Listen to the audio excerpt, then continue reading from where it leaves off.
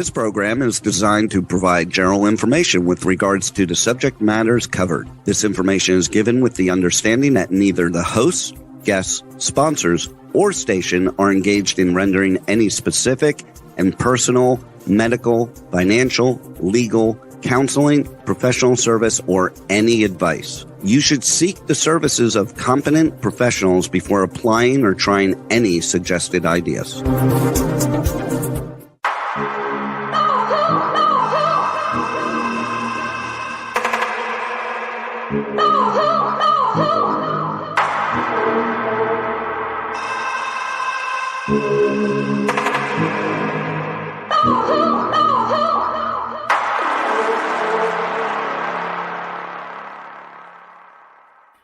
Good morning, true seekers and true crime junkies. Welcome back to another episode of Hit the Road Jack, Finding the Zodiac.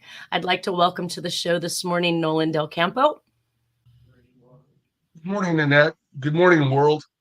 Yeah, right? The whole wide world. And Harriet Suchet. Yes, good morning. By phone from hotter than you know what in May. Section of California. Is it 100 degrees over there already? Oh, it's been almost 90 this week every day, and I'm still dealing with my situation, but I haven't heard anything, so I'm here. I have to get ready for the heat. So yeah, most definitely. It's been definitely very, very warm here in Sacramento for this last week. Oh my goodness. Mm-hmm. All right, so beautiful today. Yeah. I woke up and it was still nice and cool. Although the sun is out, it's threatening. It's going to have a nice warm one, I think, today. The wind doesn't seem very strong to cool us off. So, well, that means the AC is running again. So I basically pulled up another comment from a YouTuber who had looked at Dennis's video on the podcast channel, and the individual is Grizzly Whisker with a little kitty cat as his icon, which I thought was adorable. They commented, "Some of this seems very compelling and some of it seems like nonsense. Interesting video though. He certainly looks just like the famous Zodiac sketch." That tickled me because honestly speaking, I mean, how many other people can say that about their suspect? Yeah. Y'all here with me, Nolan? Oh, yeah. That's true. I mean, there is a striking resemblance. A very, very striking resemblance. I know that I didn't pay much attention in the very beginning when I got involved with these cases.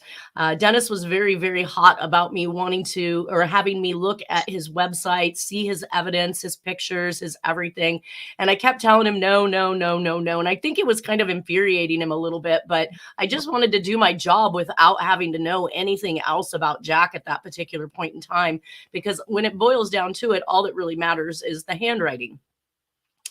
I have a lot of people who call me on cases and they want to give me their backgrounds and they want to chew my ear for about an hour and a half because they've been dealing with something for 2 or 3 years. And I get it that it's very personal to them, but the reality is I don't need any of that information, and I don't need anybody to ask what I've been told as if that's going to bias me in some way. So literally when I take these stories from people, it goes in one ear and out the other. And then I do my handwriting examination and I have to come back and ask questions. And they're like, well, I told you, I don't care what you told me then. I need to know what you say now after I've done my examination. Yeah. Professionally, that's the best way to do it for you. Go one at a time. Do it without being, I'm sorry. No, go ahead, Harry. No, I was going to say that's what I do too. If somebody asks me to do something, now I say, okay, I'm going to glance at what they were presenting, all over the place, all over the board. But, you want to go in so you're not affected, you want to see what you can see and then say, oh, okay, now I see what you're talking about. Why your suspect looks like the suspect. You want to have that point of view from your work instead of being cutting in and out, affected by everybody all over the place. Am I cutting out again? A little bit. Yeah. And now go ahead, Nolan. It's Yeah, basically, I think the way you do it helps you maintain professional integrity. You want to do your yeah. job as an analyst and form your own opinions, and then maybe later catch up on the underlying facts. Right, because sometimes they'll try to feed you information you don't necessarily need, and getting into the handwriting will usually tell me what I need to know, especially if the person was suffering from something neurological. I like to look at the handwriting myself, then ask for that explanation versus somebody feeding it to me because they likely or could be feeding it to me because they want me to presume that the person is old and infirmed, and that's why I'm looking at maybe a very deteriorated handwriting. So yeah, it keeps me honest. The integrity is there. And then I can honestly say it goes in one ear, out the other. Once I do my examination, I'll ask my questions because it really boils down to, in the end, if those differences in that person's handwriting can be explained. If they can be explained, then that's great, but they shouldn't be explained. Yes. Mhm. And Mhm. when you bring that up, just a little side note, we filed the notice of appeal in the San Diego matter. So I'll be contacting you in that regard. Nice, nice. Yeah, I think that judge definitely needs to be appealed. If I He have is to appeal. listen, if I have to listen Mhm. to another judge say the witnesses were credible and I'm fighting for the wrong side, I think I will pull out all of my hair because you're supposed to be paying attention to the evidence, not what people say. They can lie to you, as we saw, as we pointed out. I mean, in paperwork, Mhm. under Right. oath. Under oath in deposition. Like these people lied so many times to hear the judge say, I found the witnesses credible. Oh my dear goodness. No. Anyways, let's get back to Jack because that is the notion of the day. And that's where we're going to Mhm. actually climb into. I did actually wanted to bring up one more thing on DB Cooper, just to make it quick. But I pulled out something that caught me, I guess, a little bit off guard. When I was reading this letter that was the David Bartholomew Copperhead letter, it said, then some guy credits himself with the masterpiece and thanks everybody for their cooperation and hospitality. And so he's obviously alluding to the letter that came out of Vancouver in the Grey Cup, where he said, thanks for your hospitality. I think what he really meant was he was in the hospital there recovering from his jump. But he says, well, damn it, this is making me look very stupid. These prank letters, he calls them, must stop. And that drugged me back to Black Dahlia because we keep talking about in DB Cooper how he would play with the DB and make it BD. And we all thought that's a sure sign that he's hinting back at other things that was within his doings or whatever it was that he's done in the past, in the connection between the communications. So I pulled up the card from Black Dahlia and it actually says Black Dahlia Avenger. So again, we're BDA, BDA. He's now talking about avenging Black Dahlia, which makes your solves, Harriet, make more sense. It says he wrote on this card, the person sending those other notes ought to be arrested for forgery. Ha ha ha. So how close in the similar statement? I mean, again, okay, serial killers may write into the police. They may call victims' parents. They may brag and boast about what they've done. But how many of them accuse someone else of writing letters that they're actually writing? And here we have it happening twice in the same connection or the same connected information. And that brought us to let's see. Oh, your solve on this particular letter, Harriet, was Bill Hilliard, cooperate to topple Emeritus Hoffa. You kill woman named Black Dahlia, camera, Man Ray, Dr. George Hodel, L.A. Lots Pictures, Sam Giancana, woman, Donna Lass, killed East State Line, Nevada. Why?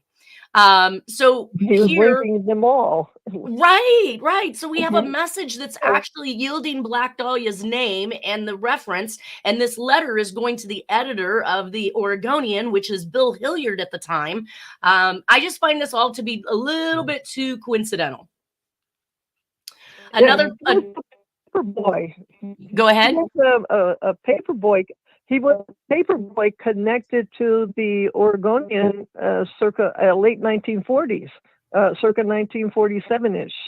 So he was connected to the Oregonian. So in the 40s. So I if mean, he was a paper boy, a lot is going that on like there. you don't mean paper boy like 14-year-old on a bicycle Yeah. winging papers. Yeah, he was delivering papers. I believe that's his biography. He was delivering papers for the Oregonian, especially in the Portland, Oregon area. So he really wanted to be a part of the newspaper biz, but he had So a then problem: his skin how did color. so if you're saying during that era, he's 14, how's he involved with these murders? Oh no! By 1947, see, he's connected to the Oregonian still, and so now he's taking pictures. That's according to the solves with the Hearst Corporation, saying, "Okay, you're taking these pictures because he was black, or a person of color. He was trying to get into the newspaper industry. So there's So Hearst kind of supporting him and take these pictures, or else, how old do Um, you think he was during that time of Black Dahlia taking these pictures? Oh, he was the same age as Jack. He was in the Navy also at the same 17, time period. Who's he 18, somewhere referring around to? there. Yeah. Who's Harriet Uh, referring to? Bill Hilliard. William Hilliard is the Oh, editor of the okay. Oregonian Mhm. during the Okay. time frame of Okay. the DB Cooper case. Well, that brings me Okay. to the Yeah, so next he oddity. Oh, sorry. Go ahead, Mhm. Harriet. Oh no, I was just going to say that's where it's all going back to the 1940s, and now, it's now DB Cooper, and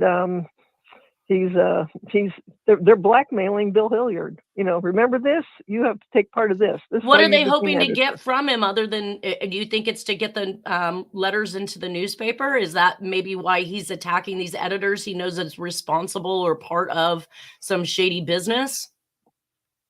Well, it's a weird way of paying back your debt to society for things may have been deemed not so good, in the 1940s. But Bill Hilliard was also in the Oregonian, working as, I think, the sports editor, but still in the 1950s when they did the expose on the mob of the Get Well party where nobody got to eat. Oh. They actually won a Pulitzer Prize for that. So Bill Hilliard was on the side of helping to bring down those who were going to kill the Kennedys, who were killing people eventually, like Martin Luther King. So they're just blackmailing him for what looks like what happened in the past, to bring him into the current and to help bring down these people even all the more. They're in the end trying to bring down Giancana and Hoffa, who killed the Kennedys, who killed Martin Luther King, and other. They were deemed against America by that time, really bad, even though So it then started what? out in the 50s. So if he's Well, I'm part just of saying this, that if he's part of this mafia stuff during Black Dahlia where he's taking pictures, then why would he then later, I don't know, you said the 50s, a 10-year later, be trying to take them down? I mean, couldn't he be? he had the goods on him. He had the goods on him. So Well, if he's there when he taking was, pictures, of course he has the good. Oh, so you think that yeah, maybe so the letters are to keep him silent? to just, yeah, probably at that point, but also to get him to cooperate to help bring down Hoffa, because they know how bad he even became after the 1950s. It would be So interesting to note whether or not there was any solves that came about that indicated he was to run that article on the mob and not being able to eat at that particular dinner, if that was being pressed. So when was that? Was in the 50s, you said, that he wrote that article? no, he was involved with the Oregonian then, that was helping to bring down the mobsters.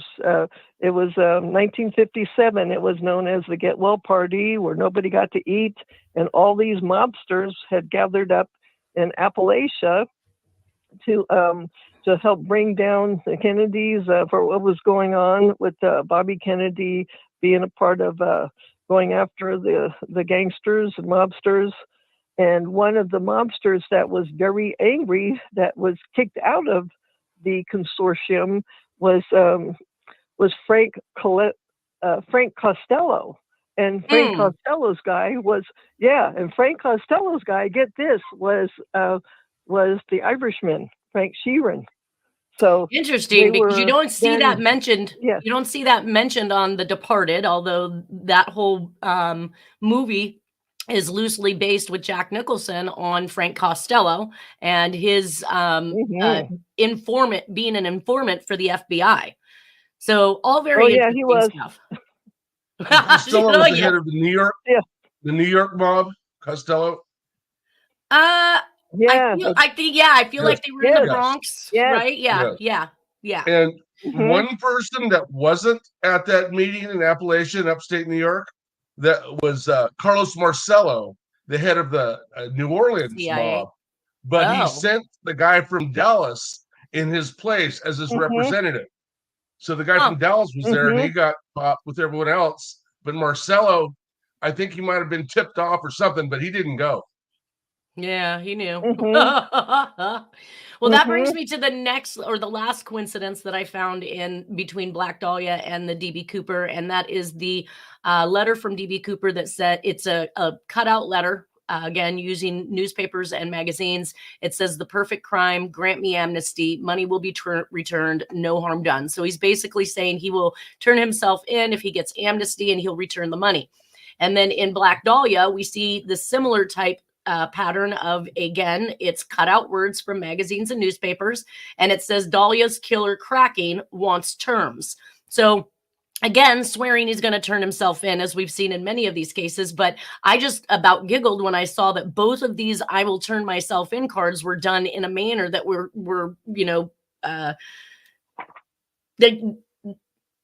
it was done in the similar way. Sorry, I lost my brain there. So we also see him say, "I will give up in Dahlia killing if I get 10 years. Don't try to find me," again in cutouts. Another cutout said, "Have changed my mind. You would not give me a square deal." Square deal just for some reason hits me like a mob term every time. You wouldn't give me a square deal. Dahlia killing was letter, the water really stands out. The big WA and TER, which spells water. And that's kind of a hint, I think. He'd been bathing and cleaning his victims, especially the ones that were bisected. In the lipstick killing cases, there were all bathtubs that were involved. I think even Georgette Bauerdorf was either I think she was in the bathroom and in the bathtub as well. So there was some definite connectivity to water and water being used to clean the bodies, clean the evidence, do that kind of stuff. Either way, we have very, very similar communications that are coming out here that are saying, "All right, I committed the crime. I'll turn myself in." Another one that was handwritten, listed as the Black Dahlia Avenger, is here it is, "Turning in Wednesday, January 29th, 10 a.m. Had my fun at police. Black Dahlia Avenger." So stating he's going to turn himself in, we know clearly he's not going to. That never happens. So why the boastful letters unless there's some meaning behind it, which Harriet has kind of opened up our eyes as to other information and I don't know. Other information. No, he was untouchable. He knew he was never going to be caught. It was planned that way. Right. But, right. How many times can you write? He's feeling guilty. So, but anyways, that's why he could do that. He was able to taunt them. That's all he does. The boastful man. Well, that puts us back into Jack's pocket now, because we are seeing in this December 7th, 1971 is when Nora buys the Chevy Biscayne using the address of P.O. Box 3753, South Lake Tahoe, 95705. And Jack is making his final move from the Bay Area to Northern California. I did find it interesting that, or not interesting, Dennis swore this vehicle belonged to Jack. And after I did my research and found that it was actually purchased by Nora, it doesn't negate what Dennis is saying. Jack, he may have met Jack in this car, and Jack may have very well sold this car to Nora, because guess what? In the possession of a female with 4 kids is nothing like being in the possession of a male who has been, spotted or seen at a crime scene. So that would be an easy way to off it into another family. And quite frankly, it wasn't like Nora was making a lot of money with 4 kids. How are you buying new cars? Either way. So show Dennis took this picture. He was 4 years old in Tahoe, and I think he's taking a picture of one of his little sisters. Dennis claims that this is the year he meets Jack Terrence Jr. However, this does not mean that Jack is living with Nora at this time, and I do not really see him sharing the same address until after 1972, which I think coincides with when he sells his home in San Jose. Jack, Dennis tells us at this point in time, Jack pulls his first dominant move on Dennis after Dennis smacked Jack's hand out of his mother's, declaring, "You're not my dad." Jack took Dennis aside to a room and told Dennis, "I don't want to be here any more than you want me here, but we are going to get along." So the side note to that was Jack could very well have sold this car to Nora. Dennis believed that it was Jack's car. So I'm not going to negate the fact that this may or may not have been the vehicle that was seen at Lake Berryessa. Just the evidence right now, as it's being presented, shows that Nora is the one that purchased it. And it looks like she signs and sells it, I want to say, by 1975. So the car was with them for quite some time. Mm-hmm. We did find additional letters to Hoover, which we've kind of found throughout these cases. I found some of the things that they were saying was interesting, because while all of us complain today that we can't seem to get law enforcement to do their job or look at the evidence or pay any attention, it's almost as if they just don't care to waste the time or resources on it anymore. But that shouldn't mean that you stop looking at the evidence. And this particular letter that was written to Hoover, it's more than one. We've seen one also written in the Black Dahlia case, another letter saying, "I think I know who it is. This is who you're looking for. You're looking for an Irishman." Like, there's some of the things that we were just talking about in the whole mafia realm of things was listed in that previous letter in 1947. This one says, Mr. J. Edgar Hoover, Chief FBI, Washington, D.C. Dear Sir. Now, we just got done reading a whole bunch of letters from D.B. Cooper where he said, "Dear Sirs." It says, "I believe that I have in my personal evidence, which may with the proper investigation disclose the name and identity of the Zodiac Killer of California. I would like to have your cooperation in this matter, as I have had absolutely no cooperation from law enforcement agencies. I remain yours truly," or "your truly." So just that statement alone, and we're talking 1971, we're talking literally 2 years after the Zodiac Killer concludes what they claim was his only tolls, which was 5 murders and 2 attempts.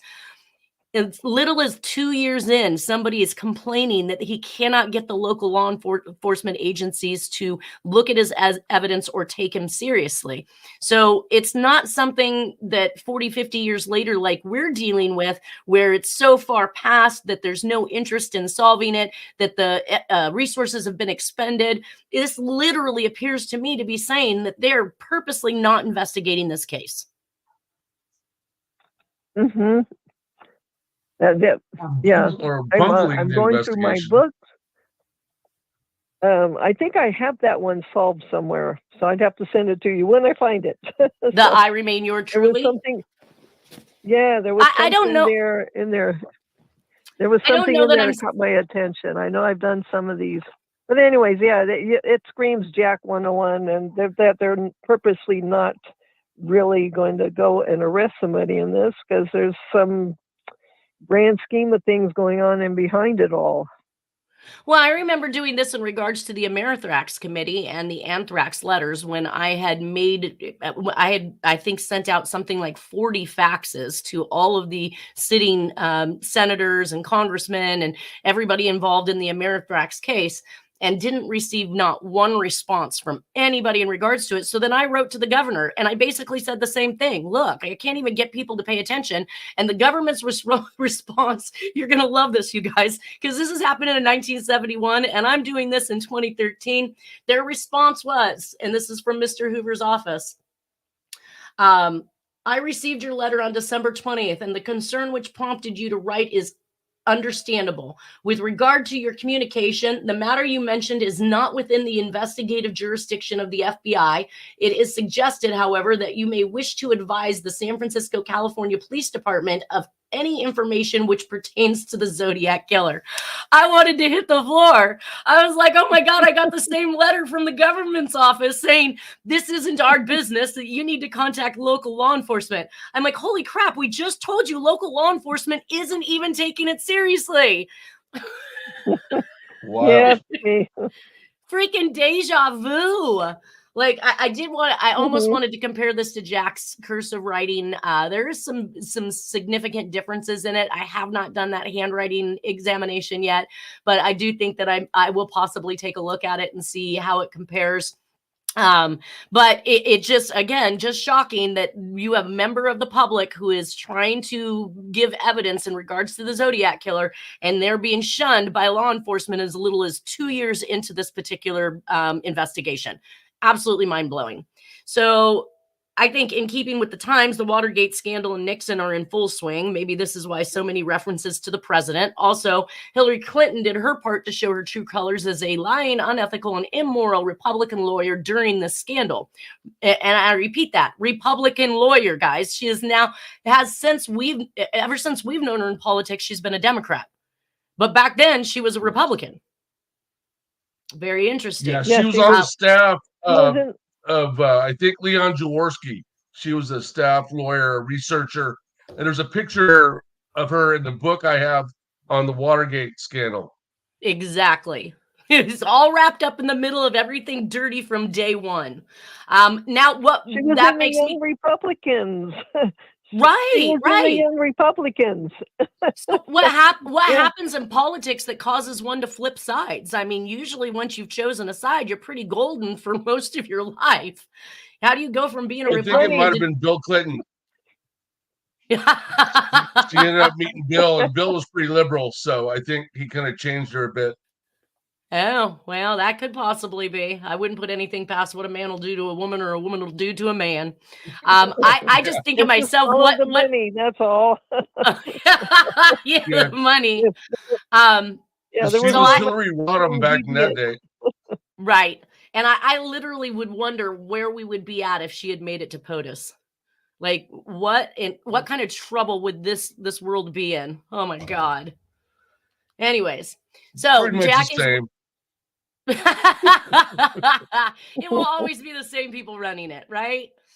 So here we're showing some pictures of Lana, which is Jack's daughter, and I think this is her boyfriend at the time, but they're standing in front of a Christmas tree. The picture is labeled 1971 Lake Tahoe. So that is consistent with us knowing that Jack is in South Lake Tahoe during this time. Jack is working for the Lake Tahoe City Linen Company as a mechanic when he meets Nora, who is working there as well. The causal link to the San Francisco murders, where the laundry seems to be some ploy at the scene of the crime, which I think Harriet and I have both talked about this, correct? Mm-hmm, yeah, there's one. I don't know if you have that article. You might find it somewhere where it's where Charles Jarman was the taxi guy that got killed a year after, or shot a year after Paul Stein. But what they had found outside was really weird linen folded a certain way, and they were all, if I remember correctly, facing north on a street somewhere nearby. I think it was like stacked out as you were leaving the crime, you were finding stacks of these clothing or something like that. No, there was it's an article in the newspaper. Sorry, it's just something I found when I was initially getting into the Zodiac cases, and I have it somewhere. But it's just that linen was folded a certain way, left outside, and I think the tops of the shirts were facing north. But yeah, it's linen being left behind. And then there's another case, I think is Judith Akari, or one of the other cases, 1970, about linen, a linen bag and things of that nature, where these a laundry bag involved somehow. Yeah, laundry bags, linen bags. So anyways, yeah, it's I think a weird way, once you see it, is connecting the cases together. Well, he said he left clues out at his crime scenes. So that would definitely be a clue pointing back to a linen company, which we know that Jack is working for at this particular point in time. So laundered uniform and clothes. Oh, I think I do. I actually wrote it in here. Laundered uniform and clothes neatly folded in stacks as if leaving the scene. Plays into the Oakland County child killings, or babysitter who washed the clothing of the victims and bathed them, which ties them right into the bathtub and waterway dump sites.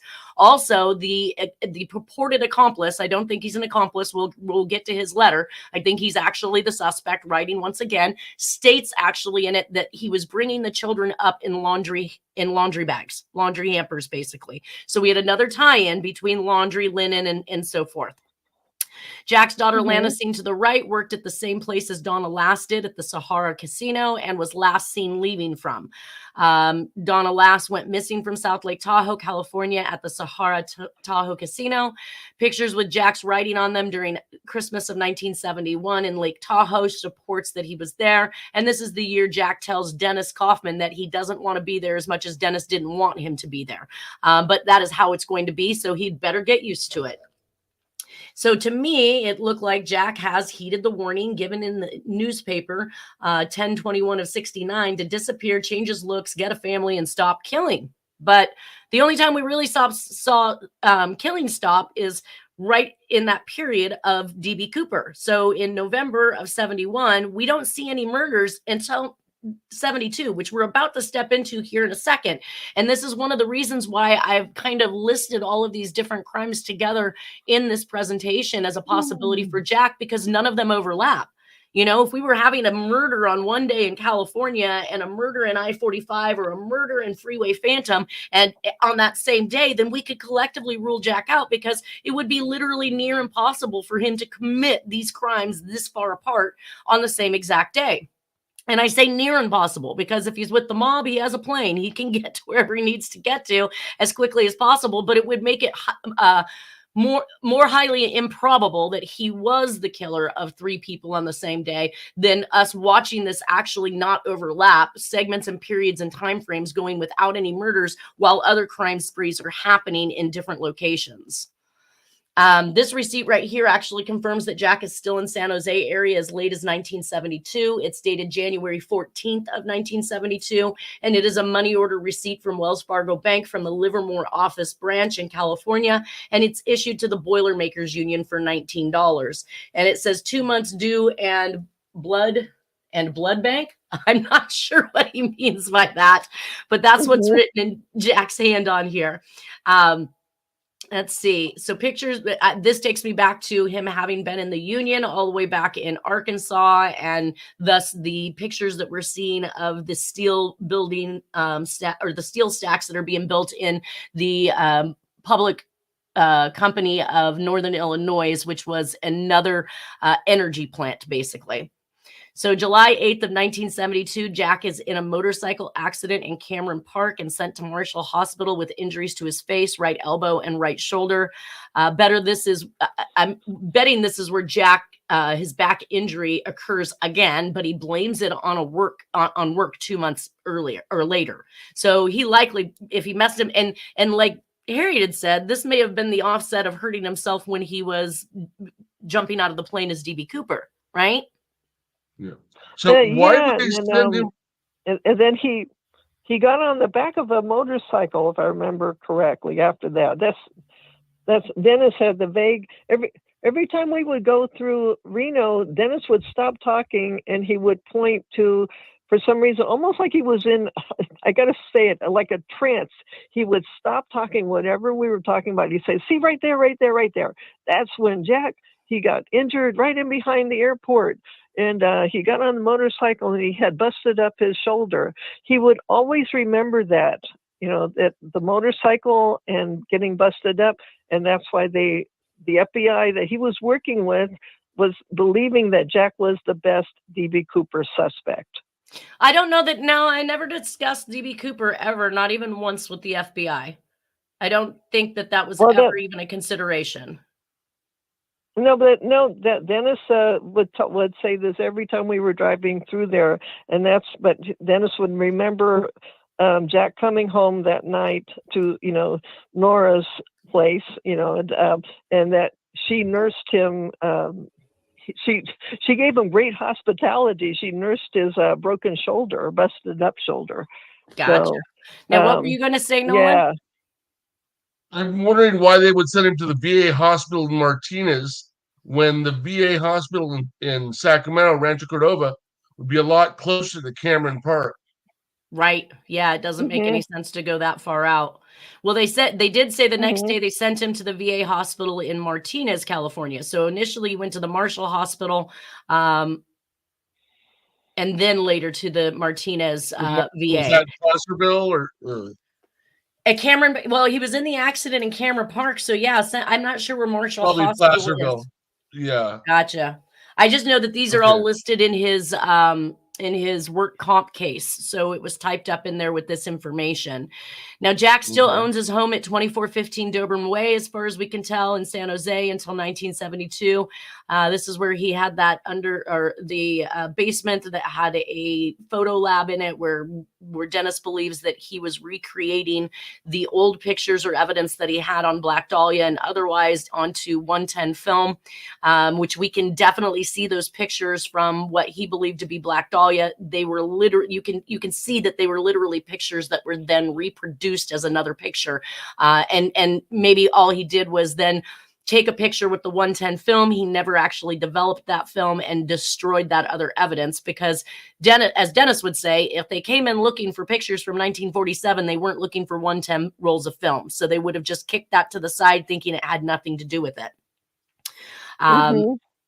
We probably see a picture of them together in Stevens Creek, California, even though they met in South Lake Tahoe. And Jack begins working for the Linen Company in 1971 until September of 1972 due to a back injury. So Charles Terrence had lived in Burlingame or the San Jose area as well, which is another avenue or proximity to that area where Jack would still have a place to go if he was in the Bay Area. All right. We also see that Doris Reynolds, while she is separated from Jack at this point, and I believe that we've already seen that she attempted to file a divorce, that one did not go through. But on May 2nd of 1972, we see a letter that is being mailed to Doris Reynolds in San Jose, California. This paperwork is kept by Jack for some odd reason. So again, it makes me wonder, is he still seeing Doris while he's making this new home with Nora? How does he end up with this particular document if he is currently with Nora? Although that begs the question, how does he bring Doris's son back to Nora's house in South Lake Tahoe when he gets released from CYA? Like, the whole thing is just a very strange circumstance. But we do know that Jack actually was cheating on Letha with Doris, right? Because he wasn't divorced from Letha yet when he was dating Doris, and Doris ran after him to Texas in '63. But here's a picture of her up in the right-hand corner with another car that Dennis believed was something that was likened or at least seen by an eyewitness that was, I think, described as a Renault. Do you recall that one, Harriet? No, there was just so many cars. So that one I don't recall. Right. And I don't have enough of an image of it to compare it to anything to feel secure that I could identify what type of a car that was. But Dennis, I think in his book, what's that? From the picture, it looks like an interesting shaped vehicle. It's not real boxy. It looks like it's got some curve to it. Right. So, it doesn't have any hard lines like I would expect to see from that time frame. Right. One little aside, in 72, see the address Story Road, San Jose? In 72, I had two uncles and aunts living in the Story Road apartments in May of 72. Just a coincidence. Wow. Well, but I'm betting they're not the Zodiac. No, they were students at San Jose State. Well, and that brings us to our first set of murders. I don't know how this one made it here because May is obviously after February, but our first murders back after the D.B. Cooper caper is on February 4th, 1972. Yvonne Weber and Maureen Sterling from the Redwood Empire Ice Arena, last seen hitchhiking from Guerneville Road, Santa Rosa, and the first murder after D.B. Cooper. Now, did you have anything that indicated that you thought that these were actual murders of the Zodiac, Harriet? No, when I started working on the evidence, they definitely weren't. It comes out as the best way I can describe it, because you asked me, how do you do the evidence? This was relayed in the UPI, all this same system, but I was often wondering, how would they see things at night? It has something to do with the West Coast NORAD and the skies, and the eyes in the sky. And no, they were not victims of Jack, but his crew was in on trying to follow, because they were in the end trying to bring down Hoffa and Giancana, and they were trying to follow who was committing these murders so they can at least cut out the shrubbery and the weeds and everything that was underneath that was holding up Hoffa and Giancana, which in the end had to do with cocaine. So no, Weber and Sterling were victims of not very pleasant things that has to do with that they were sent to the Saudi Prince group. I can go on and on, but so it's more of a pedophile type thing. No, I can read the solve because it's very complex. It brings out Lori Lee Cursa too, and who's the foster mother, and it involves John Ray Walsh. Yes, I have it. Well, let me just read to you what I came up with that the evidence was that it was more. I'll just read it, okay, and then I'll read the anagram. That was just simply anagramming it. Weber and Sterling decode of clues and evidence. I did it on March 30th, 2022. And the name is Maureen Louise Sterling, mother Arlene Sterling Place. That's her last name was Place. She remarried. And then the address of 3545 Midway Drive, Santa Rosa, California, 95405. Yvonne Lisa Weber, mother Sheila Weber Harrington, she also remarried. Stepfather David, 3365 Holland Drive, Santa Rosa, California, 95404. And then it's, I believe, 2472 Herbert Slater Junior High School students, Redwood Empire Ice Arena, 1667 West Steel Lane, Santa Rosa, California, 95403, about 7:30 post meridium, scheduled pickup 11 post meridium, intercar Guerneville Road, 9 post meridium, blue jeans, purple pullover shirt, red zip up hooded sweatshirt, jacket, brown suede shoes, blue jeans, lavender and white tweed pullover, shirt, black velvet coat, brown suede shoes, bones found 122872, 66 feet off down east side Friends Valley Road, 14K, gold necklace, basket dash weave, design cross, 1 filigree drop earring with orange beads, and then it's 2.7 miles north of Porter Creek Road.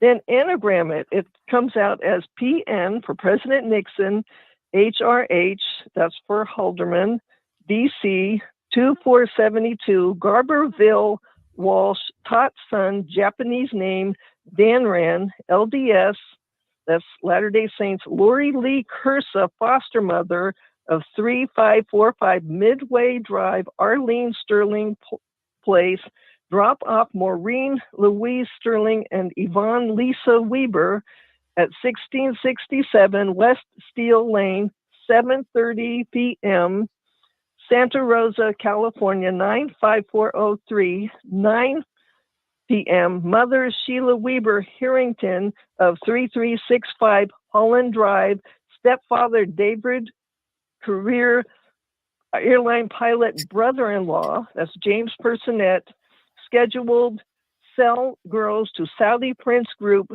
studs, believed sale repay 14 kilo cocaine debt raised 11 p.m. John Edward Walsh Jr. and meat cutter Ronald Bruce Cursa, red Dodge wooden camper, unzipped fornicate the two slaves sent to Saudi Arabia, about 12/4/72, December 4th, 1972. Ursuline Sisters High wife, Reve, received the two dead. She give 94558 Detective Narlo, loose bones, vet shovel tee off, down right side, 2.7 miles north of Porter Creek Road, tossed. They were DOA. And so now I did have that one person who came at me saying that they believed that the Zodiac killer was in Saudi Arabia or from Saudi Arabia, spent some time there. So now you're bringing up information. So if they were sent over December 4th of 72 to Saudi Arabia, how did they end up back in California, December 28th, 1972, dead? And their remains are well, they were sent, and I got another one, but this airline pilot, he was a Saudi No. airline I'm running out of minutes now. I just need to stick to these Okay. questions. So how did they end up in Saudi Arabia on December 4th of 72, but their remains found December 28th, and it's just bones? I mean, here's the information I have on the case. They were 12 years old, were last seen getting into a vehicle in front of the Redwood Empire Ice Arena, where one of their mothers had dropped them off for an evening of ice skating. The remains were not found for over 10 months. Skeletal remains were found. So that means that they had to have time to become skeletized. Remains were found in a rural area December 28th, 1970.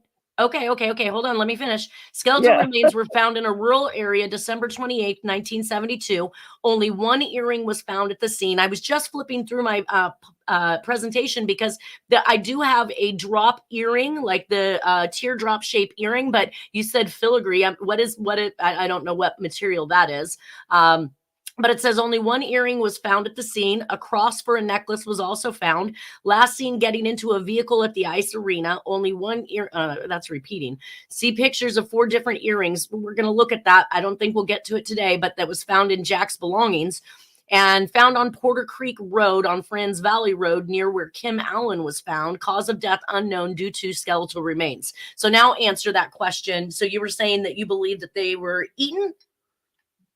They were sent to the Saudi Prince group and a whole bunch of horrible things. There's a whole bunch of sexual activity there, but then because like the animals would eat the remains, very, very sick and cut up, and because they were just treated like garbage.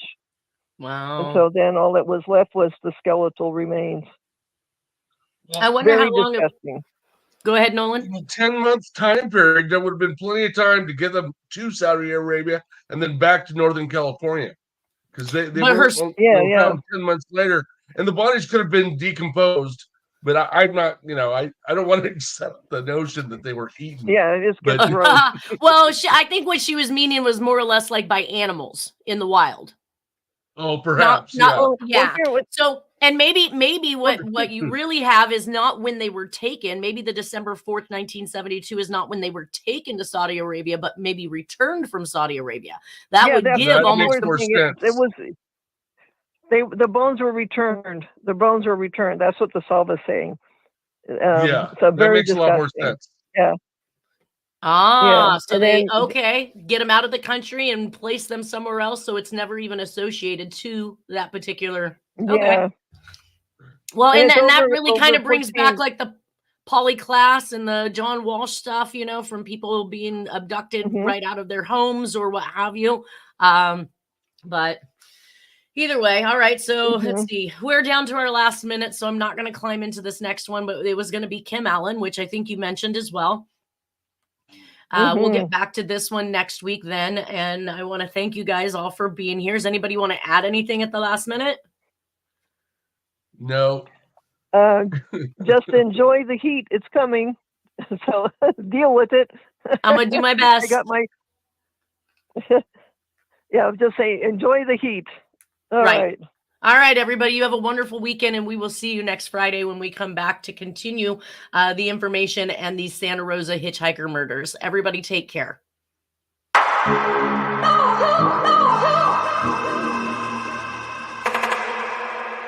No.